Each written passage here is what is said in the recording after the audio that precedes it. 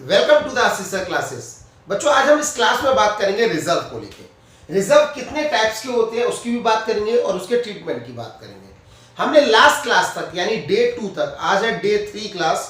Day 2 class में हम लोगों ने ट्रीटमेंट ऑफ गुडविल पढ़ा था और डे 1 क्लास में हमने revaluation account, sacrificing and gaining ratio पढ़ा था।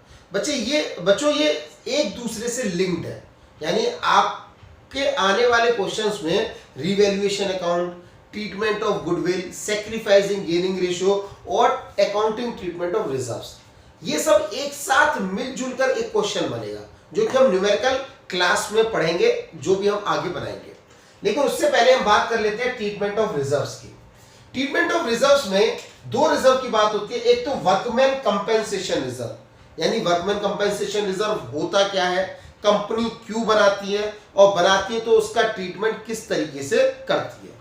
इसी तरीके से इन्वेस्टमेंट फ्लक्चुएशन रिजर्व, इन्वेस्टमेंट यानी आपकी असेट्स बनती है तो इस असेट्स के अगेंस्ट में एक इन्वेस्टमेंट फ्लक्चुएशन रिजर्व बनाया जाता है। क्यों बनाया जाता है, क्या होता है, इसका क्या ट्रीटमेंट होता है, ये भी हम बात करेंगे इस क्लास में। तो सबसे पहले हम बात कर लेते हैं वर्कमैन कंपेंसेशन रिजर्व की। तो स्टूडेंट्स हम वर्कमैन कंपेंसेशन रिजर्व की बात पहले कर लेते हैं। वर्कमैन कंपेंसेशन रिजर्व यानी वर्ड टू वर्ड आपको समझ में आ रहा होगा। वर्कमैन यानी हमारे एम्प्लॉइज जो कंपनी में काम करते हैं। कंपेंसेट यानी कंपेंसेशन, उन एम्प्लॉइज को कंपेंसेट करना, कब कब करेंगे ये बात करते हैं। और रिजर्व यानी इसकी डेफिनेशन की बात करते हैं। It is a reserve set aside out of firms profit, यानी फर्म के प्रॉफिट में से कुछ हिस्सा निकाल लेना वर्कमैन कंपेंसेशन के नाम का, यानी रिजर्व के नाम का। Reserve set aside out of firms profit to meet liability on account of compensation to employees. यानी साधारण शब्दों में बात की जाए कि वर्कमैन यानी हमारी कंपनी के एम्प्लॉइज या हमारी फर्म के एम्प्लॉइज को कोई भी दिक्कत आती है, कोई भी एक्सीडेंटल प्रॉब्लम आती है। एक एग्जांपल ले लेते हैं एक्सीडेंटल का।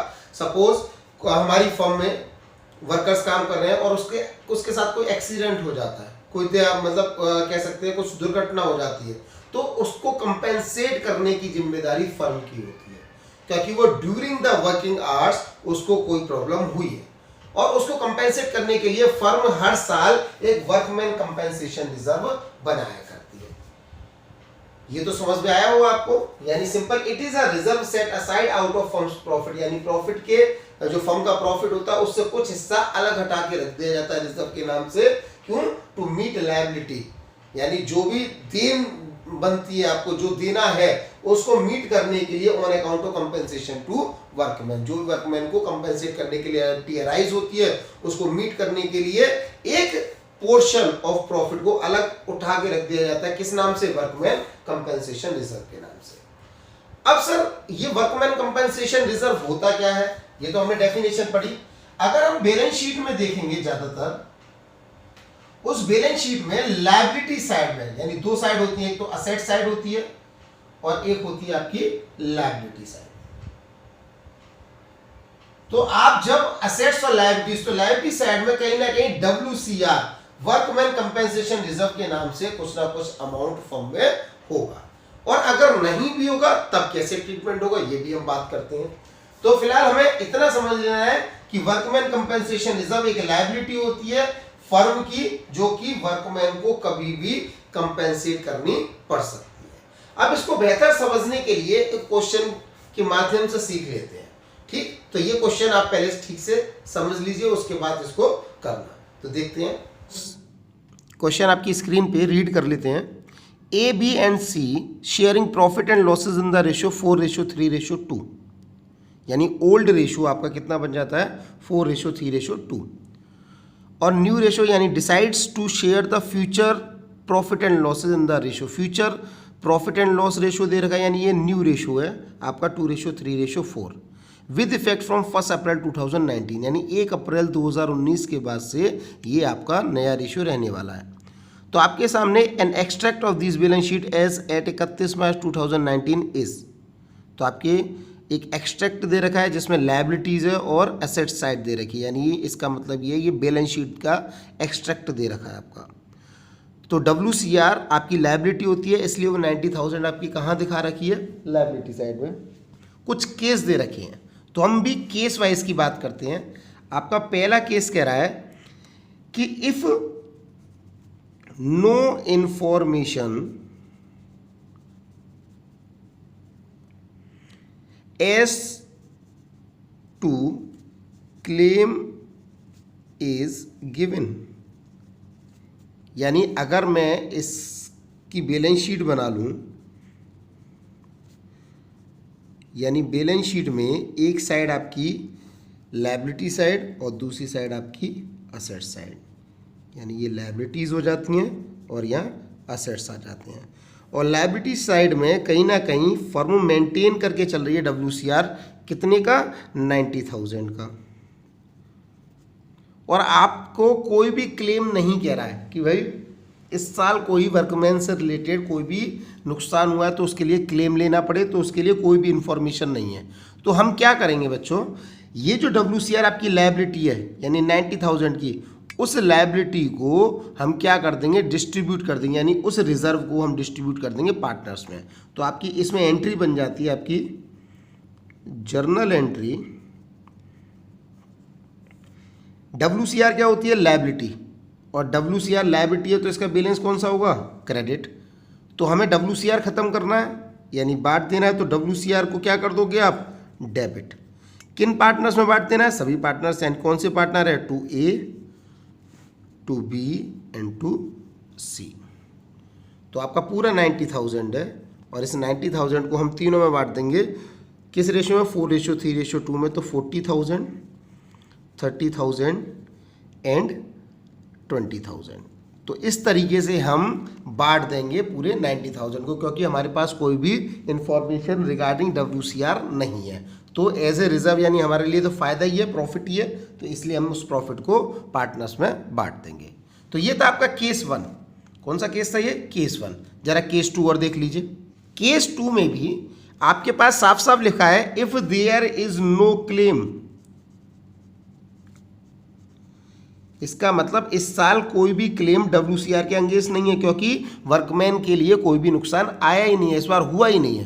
तो हम क्या करेंगे, सेम जो एंट्री आपकी, same entry as in case 1, क्योंकि कोई भी नुकसान नहीं हुआ है तो कोई भी हम वर्कमैन कंपेंसेशन में से कुछ भी काटेंगे नहीं। तो जितना भी 90,000 था आपका, उस 90,000 को हम क्या कर देंगे, तीनों पार्टनर्स में यानी A, B और C तीनों में हम क्या कर देंगे, 4:3:2 में बांट देंगे। सिंपल। अब चलिए केस 3 पढ़ लीजिए। केस 3 में लिखा है if a claim on account of workman compensation is estimated at 45,000, यानी आपका वर्कमैन कंपेंसेशन क्लेम इस बार कितना कह रहा है, ₹45,000। ये केस 3 है। अभी तक पिछले 2 केसेस में कोई भी क्लेम नहीं था, इस बार क्लेम बना 45,000 का। तो देखिए किस तरीके से आप जनरल एंट्री पास ऑन करेंगे।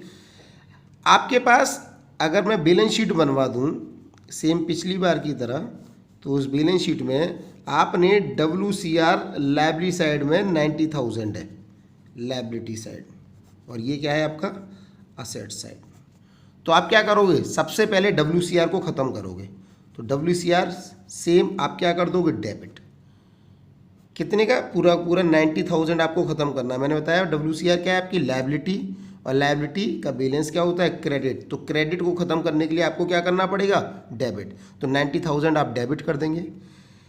आपको इस बार का क्लेम बनाना है, और क्लेम का नाम रख देते हैं इस बार हम प्रोविज़न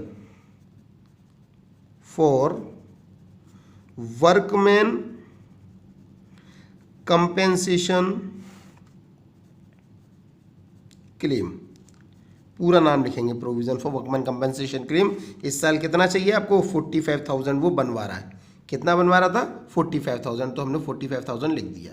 और बाकी जो बचा है 90,000 में से अगर 45,000 माइनस कर दोगे तो बचा 45,000, वो आप ABC में बांट दोगे। तो to A's capital account, to B's capital account and to C's capital account, तीनों में आप बराबरी से बांट दोगे। तो वो कितना बढ़ जाएगा, आप वही सेम 4:3:2 में बांटोगे। और जब तीनों में बांट दोगे इस रेशियो में तो आपका रेशियो में बटेगा 20,000, 15,000 एंड 10,000। आप कैसे बांट दोगे? 45,000 को 4/9, 45,000 को 3/9 एंड 45,000 को 2/9। तो ये था आपका केस 3 जिसमें 45,000 आपका वर्कमैन कंपेंसेशन क्लेम था। तो जरा केस 4 देख लीजिए। अब आपका workman compensation is estimated at 99,000 बता रहा है, यानी वर्कमैन कंपेंसेशन क्लेम कितना बता रहा है? वो 99,000। बच्चों यहाँ भी दिक्कत आ जाती है। कौन सा केस है? ये केस 4 है। दिक्कत यहाँ आती है कि सर जब मैं बैलेंस शीट में देख रहा हूँ, बैलेंस शीट में WCR मेरे पास 90,000 है और मेरा इस साल क्लेम बनना है 99,000। ये तो दिक्कत आ गई, क्योंकि आपका क्लेम ज़्यादा है और रिजर्व में पैसा कम पड़ा हुआ है। तो कितना ज़्यादा है? 9,000 ज़्यादा, 9,000 ज़्यादा है। तो अब ये आप कहाँ से लोगे? तो जैसे हम पहले एक एंट्री बनाते आ रहे थे, अब हमें बनानी पड़ेंगी 2 एंट्री। देखिए किस तरीके से आप क्या करोगे। सबसे पहली एंट्री, आपको पता है WCR क्या है आपके लिए? लायबिलिटी, और लायबिलिटी का बैलेंस कौन सा होता है? क्रेडिट। और क्रेडिट को खत्म करने के लिए क्या करोगे? WCR को आप कर दोगे डेबिट। तो जब आप WCR को डेबिट कितने से करोगे? पूरे 90,000 से। और क्लेम कितने का बनाना है आपको? To provision for workman compensation claim account. कितने का बनाना है आपको? 99,000 का। कितने का बनाना है?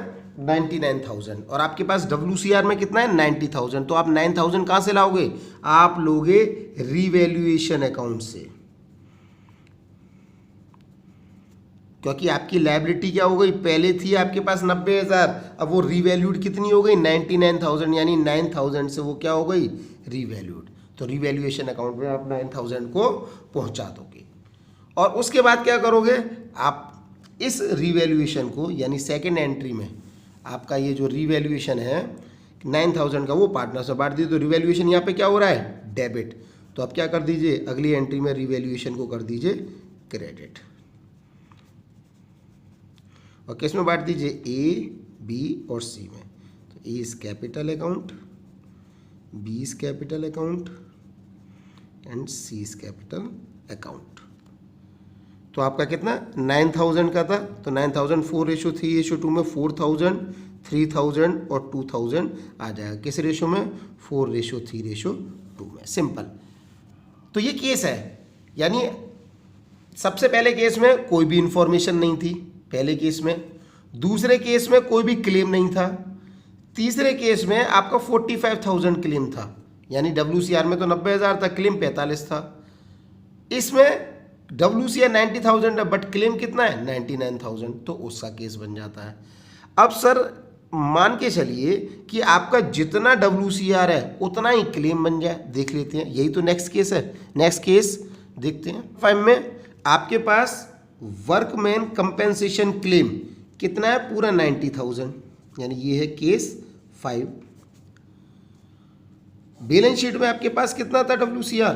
WCR है 90,000 और क्लेम भी कितना है? 90,000। इसका मतलब पार्टनर्स में कुछ भी नहीं बटेगा। तो आपकी सिंपल सी जनरल एंट्री हो जाएगी। WCR को क्या कर दीजिए? WCR account debit. किसको? To provision for workman compensation claim. कितना? WCR भी 90,000 और क्लेम भी कितना मांग रहे हैं? 90,000। सिंपल। तो एक ही जनरल एंट्री में आपको इस केस को कर देना होगा। अब रह जाता है last case, case number 6। Case 6 workman compensation claim कितना है? 36,000। आप जब बैलेंस शीट बनाएंगे तो आपका WCR कितना है? 90,000। तो आप इसको सीधा सीधा जनरल एंट्री से कीजिए। पहली जनरल एंट्री, जब आप WCR अकाउंट को डेबिट करोगे तो आपके हाथ में कितना है? 90,000, क्योंकि उसको ख़त्म करना है आपको। क्लेम स्क्वायर कितना है, to provision for workman compensation claim, कितने का, 36,000 का।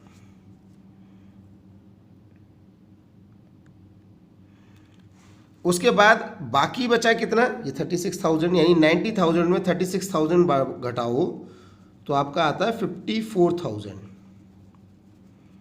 तो आप क्या करोगे, इस 54,000 को पार्टनर्स में बांट दोगे, तो 2A 2B एंड 2C, किस रेशो में, 4:3:2 में। तो तीनों में जब बांटोगे तो आपका आ जाता है ये 24,000, आप कैलकुलेट करके देख लीजिएगा। दूसरा आ जाता है 18,000 और आ जाता है 12,000। तो ये केस 6 थे जो कि हमने डिस्कस किए मतलब वर्कमैन कंपेंसेशन रिजर्व के बारे में, जिसमें क्लेम अलग अलग तरीके से आपको दिखाए गए। तो अगर फर्म में कोई भी नुकसान हो रहा है वर्कमैन की वजह से, यानी हमारे एम्प्लॉयज़ की वजह से, और क्लेम जितना भी बन रहा है उस हिसाब से आप प्रोविज़न बना दोगे इस साल के लिए। WCR को ख़त्म करना ही करना है हर साल, और जो भी बचेगा वो पार्टनर्स में हर साल बढ़ जाता है। तो ये था वर्कमैन कंपेंसेशन क्लेम। तो स्टूडेंट, क्वेश्चन आपको समझ में आया वर्कमैन कंपेंसेशन रिजर्व का। अब हम बात करते हैं सेकंड रिजर्व की, जो है investment fluctuation reserve. Investment fluctuation reserve investment से रिलेटेड, यानी ये रिजर्व क्यों बनाया जाता है कि अगर हमने जो इन्वेस्टमेंट परचेज की है उसकी अगर मार्केट वैल्यू में कुछ फ्लक्चुएशन आती है, अगर अच्छी फ्लक्चुएशन आ रही है तो कोई दिक्कत नहीं है। मान के चलो इन्वेस्टमेंट की वैल्यू गिर रही है, नुकसान हो रहा है, तो उस नुकसान की भरपाई करने के लिए, उसको कंपेंसेट करने के लिए हमें इन्वेस्टमेंट फ्लक्चुएशन रिजर्व बना के तैयार करना पड़ता है। तो पढ़ लेते हैं। It is a reserve set aside out of profits to meet the fall in value of investment. अगर आपने जो इन्वेस्टमेंट खरीद रखी है और अगर उनकी मार्केट वैल्यू में कोई गिरावट आ जाती है, सपोज आपने 1 लाख की इन्वेस्टमेंट खरीदे और उसकी वैल्यू आज के टाइम पे 80,000 हो जाती है, तो 20,000 घट गए, तो ये 20,000 आप कहां से भुगतान करेंगे, ये आप इन्वेस्टमेंट फ्लक्चुएशन रिजर्व से निकाल लेंगे। अगर आपकी इन्वेस्टमेंट की वैल्यू बढ़ जाती है तो अच्छी बात है, तो आपके लिए फायदा हो गया। लेकिन जब इन्वेस्टमेंट की वैल्यू में नुकसान आ जाएगा तब आप इन्वेस्टमेंट फ्लक्चुएशन रिजर्व से कुछ पैसा निकाल के उसकी भरपाई कर लेंगे। अब सर ये किस तरीके से शो होता है ये देख लेते हैं। इसमें भी एक बैलेंस शीट ले लेते हैं। फिर से बैलेंस शीट की दो साइड, एक तो आपकी एसेट्स और दूसरी हो जाती है लायबिलिटीज। आईएफआर हमेशा आपको लायबिलिटी साइड में दिखेगा और इन्वेस्टमेंट आपके क्या हो जाते हैं, असेट्स। एक एग्जांपल ले लेते हैं। सपोज आपके इन्वेस्टमेंट थे 1 लाख के और मार्केट वैल्यू एमवी यानी मार्केट वैल्यू आपकी हो जाती है 75,000 और आपके पास आईएफआर मेंटेन है 40,000 का। तो आप देखिए 1 लाख के इन्वेस्टमेंट थे आपने जब खरीदे थे, अब रह गए वो 75,000 के यानी 75,000 के, तो कितने का लॉस हो गया, 25,000 का लॉस। तो ये लॉस कहां से भरपाई करोगे आप, इस इन्वेस्टमेंट फ्लक्चुएशन रिजर्व से, यानी इस 40,000 से ये 25,000 निकाल लिए जाएंगे और उससे इन्वेस्टमेंट जो फ्लक्चुएट हुआ है, जो नुकसान हुआ है, उसकी भरपाई हो सकेगी। इसको और बेहतर समझने के लिए, क्योंकि मुझे मालूम है आपके दिमाग में कुछ क्वेश्चंस अराइज हो रहे होंगे, जैसे सपोज सर यहाँ 40,000 पड़ा हुआ है, नुकसान हुआ 25 का, तो सही है। अगर मान के चलो 25,000 का नुकसान और आपके पास आईएफआर होता 15,000 का, तो आप कैसे भरपाई करते। तो ये क्वेश्चन के भी आंसर्स मिलेंगे लेकिन कुछ ही देर में। तो अभी हम फिलहाल समझ लेते हैं 25,000 थे और यहाँ पे हम 40,000 ले लेते हैं, तो सीधा सीधा आपका भुगतान हो जाता है, यानी आप कंपेंसेट कर लेते हो। और अगर कुछ और केसेस बनते हैं तो उसको समझने के लिए हम एक क्वेश्चन से समझ लेते हैं। देख लीजिए क्वेश्चन आपकी स्क्रीन पर, एक बार रीड कर लेते हैं। A B and C sharing profit and losses in the ratio 4:3:2 decide to share profit यानी future profit and losses in the ratio 2:3:4 with effect from 1st April 2019. An extract of their balance sheet as at 31st March 2019 is. अब मैंने IFR में आपको बता तो दिया है कि अगर कोई भी इन्वेस्टमेंट आपने जो खरीदी है उसमें कुछ भी फ्लक्चुएशन होने की वजह से नुकसान होता है तो उसको आपको कहाँ से भरपाई करनी पड़ेगी, उसको IFR से काटना होगा। तो केस वन में, पहले केस वन की बात कर लेते हैं, एक बैलेंस शीट बना लेते हैं। बैलेंस शीट में दो साइड आपको दिख रही हैं। एक साइड आपका IFR दे रखा है, जो कि IFR दे रखा है 18,000 का, और दूसरी तरफ आपके इन्वेस्टमेंट दे रखे हैं जो कि कितने के हैं, 2 लाख रुपीस के। तो ध्यान रखें, जो भी इन्वेस्टमेंट यहां दे रखे होंगे वो कॉस्ट पे होंगे, और मार्केट वैल्यू या तो ब्रैकेट में गिवन होगी मार्केट वैल्यू, या कहीं ना कहीं एडिशनल इंफॉर्मेशन में गिवन होगी, क्योंकि हम उसी से ही कि भाई तुमने कितने के खरीदे और आज वैल्यू कितने की है उसमें हम नुकसान देखेंगे, और अगर नुकसान होता है तो हम क्या करेंगे, IFR से उसका भुगतान कर देंगे। तो इस केस वन में आपके में साफ साफ लिखा है कि there is no information regarding किसके, मार्केट वैल्यू के, यानी मार्केट वैल्यू की कोई भी इंफॉर्मेशन नहीं है। तो मैं क्या मान के चलूंगा कि 2 लाख पहले इन्वेस्टमेंट थे और 2 लाख ही आज है। तो इसका मतलब यह कि हमारा IFR 18,000 क्या हो जाएगा, सेफ हो जाएगा। तो हमें करना क्या है, सेम WCR की तरह IFR भी क्या है, आपकी लायबिलिटी, और ये क्या है, आपके असेट, और लायबिलिटी का बैलेंस कौन सा होता है, क्रेडिट। तो आप क्या करोगे, IFR को खत्म करने के लिए डेबिट। किस में बांट दोगे, पार्टनर्स में, 2A, 2B एंड 2C। आपका रेशो क्या है, 4:3:2 में। कितना आपका IFR है, IFR आपका दे रखा है 18,000, और जब आप उसको 4:3:2 में बांटोगे तो आपका अमाउंट निकल के आएगा 8,000, 6,000 एंड 4,000। जब भी मैं ABC लिखूं तो इट मीन्स इनके कैपिटल अकाउंट में ही जा रहा है, ये कंफ्यूज मत हो जाना, A's capital account, B's capital account and C's capital account. तो ये था केस वन, जिसमें कोई भी information regarding market value of investment नहीं थी। केस टू भी लगभग सेम है, क्योंकि केस टू में मार्केट वैल्यू गिवन है, यानी आपकी मार्केट वैल्यू दे रखी है 2 लाख, यानी बात वही पड़ी, इंफॉर्मेशन नहीं गिवन थी, इसमें इंफॉर्मेशन गिवन है कितनी, 2 लाख। आपकी पहले जब खरीदी थी तब भी कितने थे, 2 लाख। तो इसका मतलब कोई भी नुकसान नहीं हुआ, तो नो लॉस।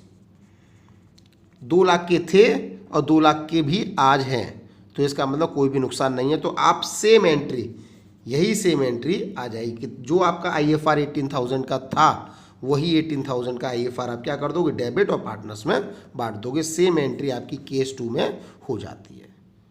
चलिए कि और केस 4 एक साथ कर लेते हैं। केस 3 में मार्केट वैल्यू गिवन है आपकी 1,91,000, जबकि केस 4 में मार्केट वैल्यू गिवन है आपकी 2,18,000।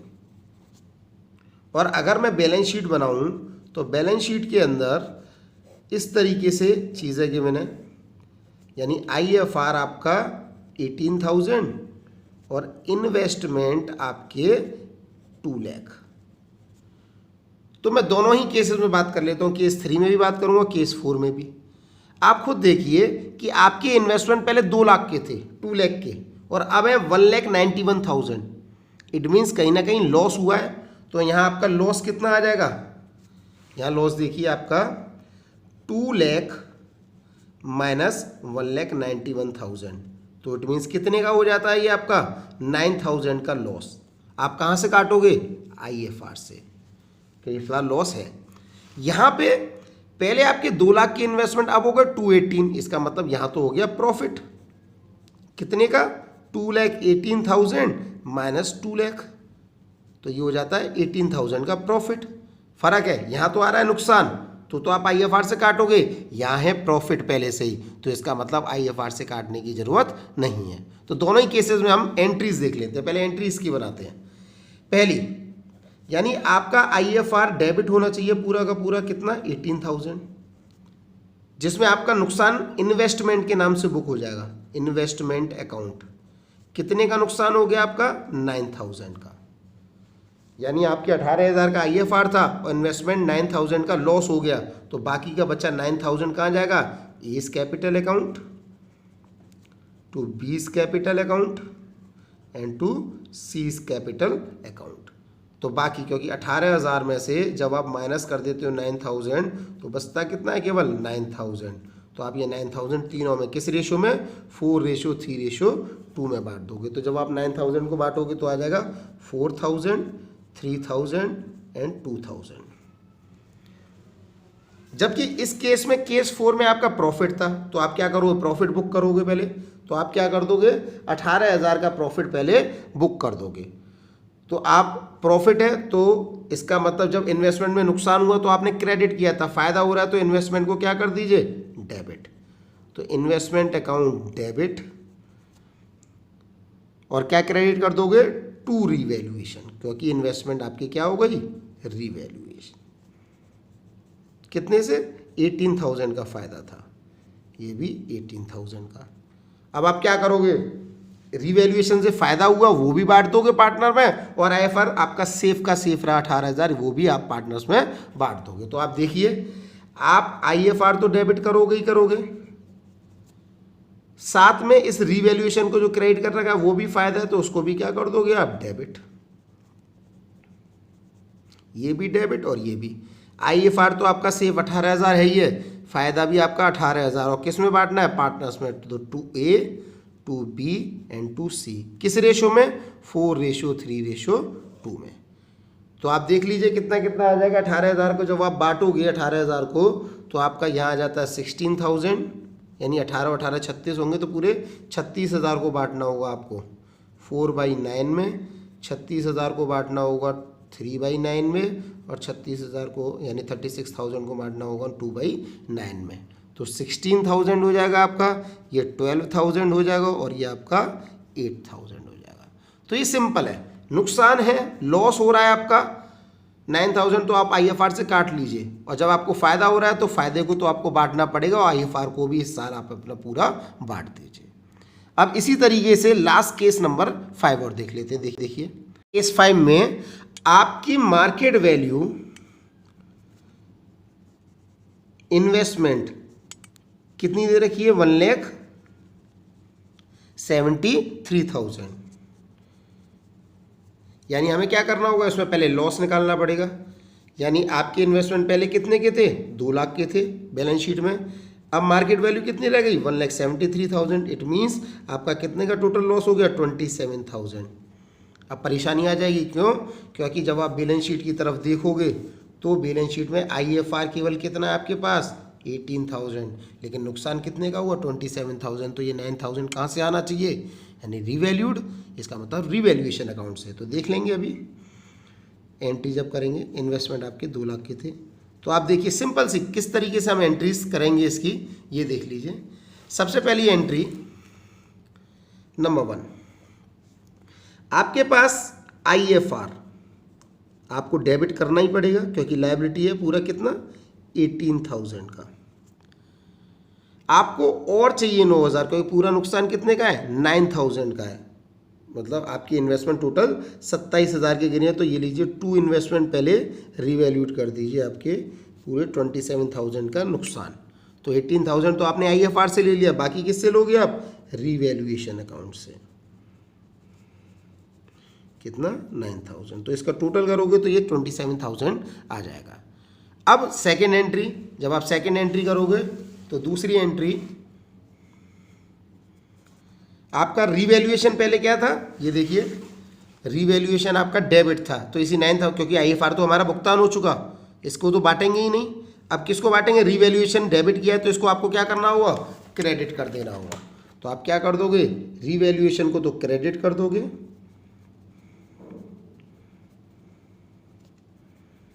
कितना 9,000 था, और पार्टनर्स को डेबिट। तो जिस तरीके से पार्टनर्स फायदा ले रहे थे उसी तरह में पार्टनर्स को नुकसान भी लेना पड़ेगा। तो कितने का, 9,000 का था, तो तीनों में किस रेशो में, सेम 4:3:2 में। तो आप तीनों में बांटोगे तो वही आ जाएगा 4,000, 3,000 एंड 2,000। तो ये थे आपके आईएफआर के केसेस जो हमने सभी तरीके से कर लिए। बाकी इसके अलावा कोई भी आईएफआर का केस बनता नहीं है, और ये आईएफआर के केसेस आपके आने वाले सभी चैप्टर्स में कवर होंगे। तो स्टूडेंट्स आपको दोनों ही रिजर्व समझ में आए होंगे। एक तो वर्कमैन कंपेंसेशन रिजर्व की बात की थी और दूसरा इन्वेस्टमेंट फ्लक्चुएशन रिजर्व की। हमने दोनों ही रिजर्व एक एक क्वेश्चन से समझने की कोशिश की, आपको समझ में आ गया होगा। इसके बाद हम अगली क्लास में जो टॉपिक्स कवर करने वाले हैं वो होंगे आपके एक्यूमुलेटेड लॉसेज एंड रिजर्व को लेके, एडजस्टमेंट ऑफ कैपिटल को लेके। तो आज की क्लास बस इतनी ही। उम्मीद करता हूँ आपको समझ में अच्छे से आया होगा। अगर कोई भी डाउट्स होते हैं इसके बाद तो आप लोग मुझसे मैसेज करके पूछ सकते हैं। तब तक के लिए थैंक यू।